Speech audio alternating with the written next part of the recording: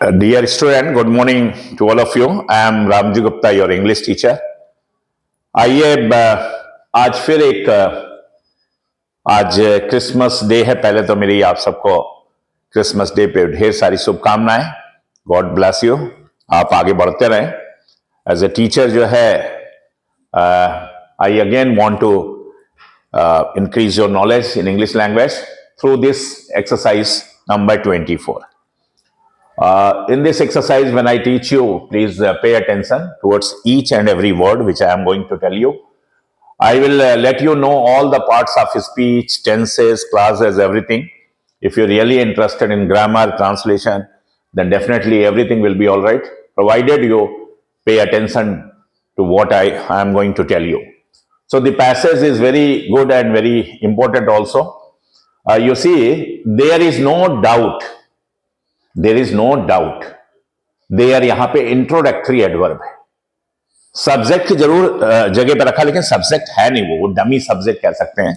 Sentence को शुरू करा, एक्चुअल सब्जेक्ट है doubt. There is no doubt. Doubt यहां पर नाउन है, डाउट, और नो एडजेक्टिव है। इज मेन वर्ब है। यहां से यहां तक एक क्लास हो गया। एक सब्जेक्ट और वर्ब का अगर कॉम्बिनेशन मिल जाए तो it is going to be a clause, CLAUSE। Now it is a one clause. फिर आगे बढ़ रहा सेंटेंस तो एक दूसरा क्लास है। तो चलिए पहले इसी क्लास को समझते हैं। नो हमने बता दिया, नो एडजेक्टिव होता है और नॉट एडवर्ब होता है। डाउट नाउन है, डाउटफुल एडजेक्टिव होता है, जिसमें फुल लग जाए, पीछे आपका सफिक्स हो जाए तो वो एडजेक्टिव बन जाता है। डाउटफुल एडजेक्टिव है, डाउटफुली एडवर्ब है, और डाउट जो है वो नाउन के है। यहां पर देयर इज नो डाउट, इसमें कोई भी संदेह नहीं है। दैट ये रिलेटिव प्रोनाउन है, सबऑर्डिनेटिंग कंजंक्शन है, ऑब्जेक्टिव केस में है। देयर इज नो डाउट, इसमें कोई संदेह नहीं है कि, इसके हिंदी की यहां से दूसरा क्लास हो गया कि द कस्टम ऑफ डाउरी। यहां तक ये फिर एक सब्जेक्ट आ गया, द कस्टम ऑफ डाउरी। इसमें हेडवर्ड है, कस्टम, ऑफ प्रीपोजिशन है, तो उसके बाद नाउन आएगा, डाउरी नाउन है। तो दहेज की जो प्रथा है, कस्टम, हेडवर्ड है कस्टम, इज हर्टलेस। इज एक वर्ब आ गया, और हर्टलेस जो है एडजेक्टिव, जिसमें लेस पीछे लगाओ, जैसे आपको बताया, जिसमें फुल पीछे लगाओ तो एडजेक्टिव, उसी तरह से लेस पीछे लगाओ तो एडजेक्टिव। हर्टलेस बहुत ही निष्ठुर है, बहुत ही हृदयहीन है, बहुत ही उसमें जो है दुख भरा रहता है। तो देयर इज नो डाउट, इसमें कोई भी संदेह नहीं है कि जो दहेज की प्रथा है हमारे समाज में, हमारे देश में, हमारे समुदाय में, इज हार्टलेस, वो हृदयहीन है, वो निष्ठुर है, उसमें कोई भी जो है अच्छाई नहीं है, वो बिल्कुल जो है समझ लीजिए अमानवीय है। हार्टलेस का ये सेंस हो गया कि वो अमानवीय है, हमारी प्रथा जो है, जो दहेज की प्रथा है। The system has to go, छोटा सा सेंटेंस, लेकिन सेंटेंस की खूबी देखिए, हैज टू गो ये स्ट्रक्चर है, has to go, have to go, had to go, will have to गो।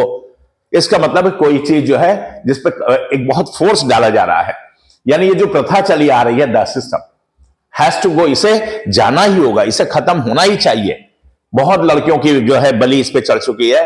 तो अब राइटर कह रहे हैं कि the system has to go, ये जो प्रथा है दहेज की, ये खत्म होनी चाहिए। मैरिज मस्ट सीज, देखिए मस्ट मॉडल ऑक्सिलरी का प्रयोग कर रहा है राइटर। ये जो विवाह है मस्ट सीज, सीज माने बंद होना चाहिए। अब ये मस्ट माने अवश्य का भाव है, इसमें अवश्य बंद होना चाहिए। यानी विवाह जो है मस्ट सीज टू बी माने होना, विवाह जो है हो करके रह गई है, बन करके रह गई है। क्या? ए मैटर ऑफ अरेंजमेंट, एक ऐसा मामला है, मैटर ऑफ अरेंजमेंट। मेड ये पास्ट पार्टिसिपल है, एडजेक्टिव है, made by parents for dowry. Dowry के लिए माता पिता के द्वारा बनाई गई एक व्यवस्था के रूप में, एक अरेंजमेंट के रूप में जो स्वरूप है विवाह का, वो मस्ट सीज, वो बंद होना चाहिए, वो समाप्त होना चाहिए, वो खत्म होना चाहिए।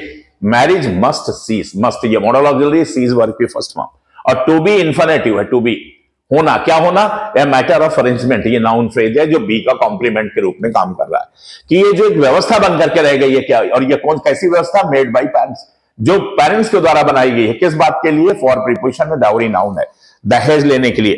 तो दहेज पाने के लिए जो है लड़के के माता पिता के द्वारा बनाई गई एक व्यवस्था के रूप में विवाह का जो स्वरूप है, वो मस्ट सीज, वो बंद होना चाहिए, समाप्त होना चाहिए।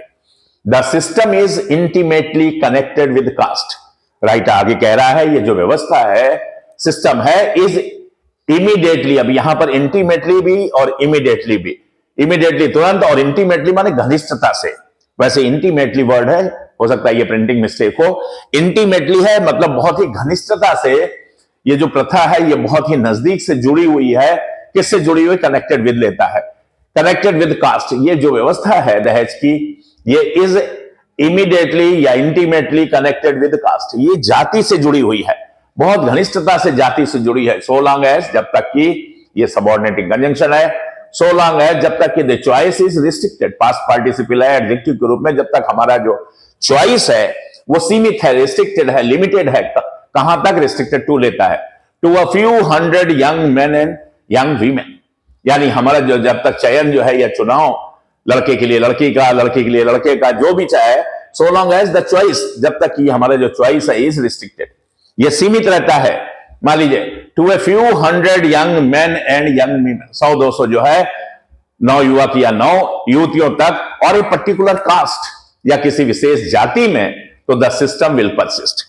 तो ये जो दहेज की प्रथा है विल परसिस्ट, ये जारी रहेगी, ये कंटिन्यू करेगी। परसिस्ट माने कंटिन्यू करेगी, नो मैटर, कोई फर्क नहीं पड़ता है व्हाट इज सेड, क्या कहा जा रहा है, अगेंस्ट इट माने इसके विरुद्ध जो है, इस बुराई के विरुद्ध कुछ भी कहा जाए, लेकिन फिर भी ये चलती रहेगी। फिर से देखिए, ये अच्छा सा सेंटेंस है, सो लॉन्ग एज, यहां ये सबऑर्डिनेटिंग कंजंक्शन, यहां से सबऑर्डिनेट क्लास रूल, जब तक कि द चॉइस इज रिस्ट्रिक्टेड, जब तक आपका चयन, मान लीजिए लड़की के लिए लड़का ढूंढ रहे हैं, तो हमारा जो चयन है माता पिता का वो इज रिस्ट्रिक्टेड माने सीमित है, लिमिटेड है, to a few young men and young women, यानी 100-200 लड़का लड़की तक ही हम खोजते रहते हैं, और एक पर्टिकुलर कास्ट या किसी विशेष जाति में, कि हम जो है मान लीजिए ब्राह्मण है तो हमें ब्राह्मण में चाहिए, हम ठाकुर है तो ठाकुर में चाहिए।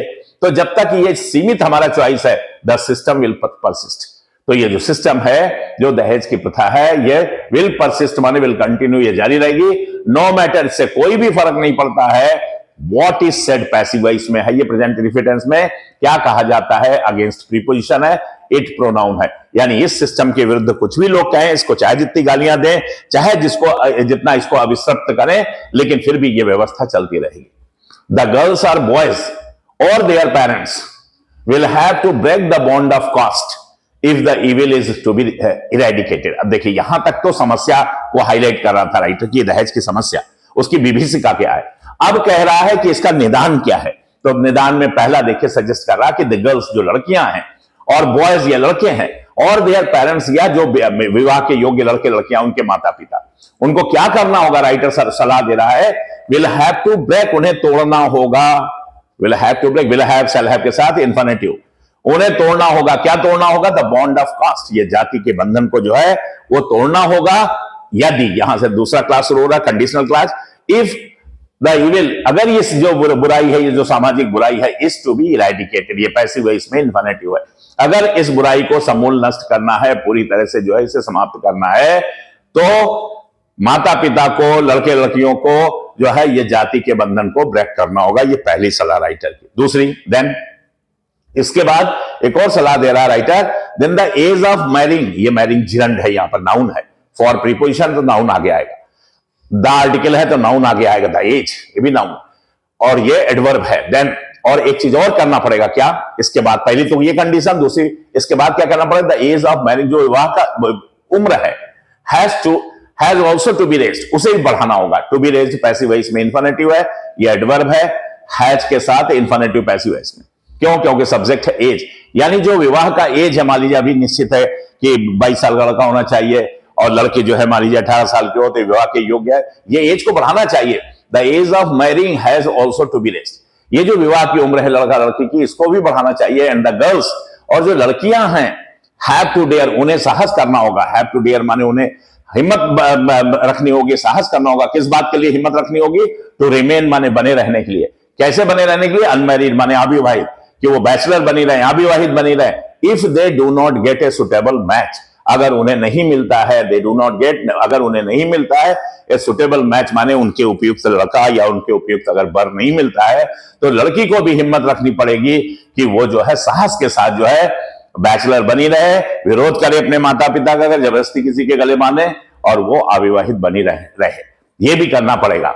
ऑल दिस मीन्स, अब इन सारी चीजों का मतलब क्या है, ये जितनी सलाह दी गई है, ऑल दिस मीन्स का तात्पर्य है एजुकेशन ऑफ ए कैरेक्टर, यानी देखिए कोई भी समाज में जो है जब तक ये इस तरह का कोई भी मूवमेंट जब तक नहीं आता, आंदोलन जब तक नहीं आता, सामाजिक परिवर्तन नहीं होता है, तो वही राइटर कह रहा कि ये इन सारी चीजों का मतलब है कि एजुकेशन ऑफ ए कैरेक्टर, यानी बच्चों को जो शिक्षा किस तरह की दी जाए, एजुकेशन ऑफ ए कैरेक्टर, एक इस तरह की शिक्षा दी जाए लड़के लड़कियों को दैट विल रिवोल्यूशनाइज, जो क्या करे, दैट विल रिवोल्यूशनाइज, जो एक क्रांति ले आएगी, एक क्रांतिकारी परिवर्तन ले आएगी, किसमें, the mentality of the youth, माने जो यंग एज के बच्चे हैं उनकी मेंटल, उनकी मानसिकता में, ऑफ द नेशन, माने राष्ट्र के, तो राष्ट्र के जो यूथ है, राष्ट्र के जो नवयुवक या नवयुवती है, उनकी मानसिकता में जो है एक क्रांतिकारी परिवर्तन लाए। इस प्रकार की एजुकेशन जो है बच्चों को देनी होगी, तभी जाकर के ये सारी चीजें हो पाएंगी, वरना हम लोग जो है चूंकि रूढ़वादी हैं, हम लोग जो है चूंकि पुराने दकियानूसी ख्यालात में चलते रहते हैं,